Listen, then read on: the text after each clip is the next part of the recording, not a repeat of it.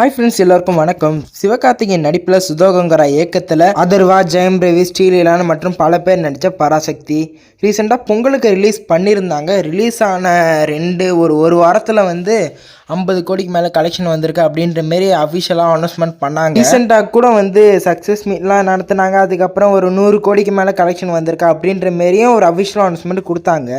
ஆனால் நேற்று வந்த தகவல் படி 85 கோடி தான் இந்த படத்துக்கு இது வரைக்கும் கலெக்ஷன் ஆகியிருக்கு அப்படின்ற மாரி தான் வந்த நியூஸ். அது மட்டும் இல்லாத இந்த படத்தோட பட்ஜெட் எவ்வளோன்னு கேட்டிங்கன்னா கிட்டத்தட்ட 130லேருந்து 150 கோடி அப்படின்ற மாரி சொல்கிறாங்க.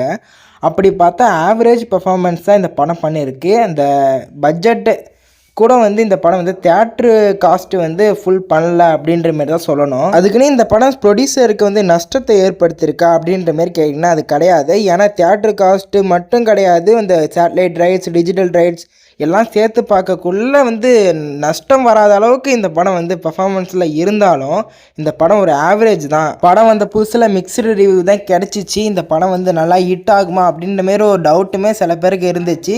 அதுக்கப்புறமா ஒரு 4 நாள் கழித்து ட்ரிபிள் டி தலைவர் தம்பி தலைமையில் ரிலீஸ் ஆன பிறகு இந்த படத்தோட பர்ஃபார்மன்ஸ் சுத்தமாக குறைஞ்சி அந்த படத்துக்கு தியேட்டரு இன்க்ரீஸ் பண்ணியாச்சு. இந்த படத்தோட கலெக்ஷன் எல்லாமே குறைஞ்சிருச்சு. இந்த படம் எப்போ ஓடிடியில் ஸ்ட்ரீம் ஆகும் அப்படின்ற மாதிரி எல்லாருக்குமே ஒரு டவுட் இருக்கும். இந்த படத்தை ZEE5 8 வாரம் கழித்து ஸ்ட்ரீம் பண்ணுற மாரி வாங்கியிருக்காங்க.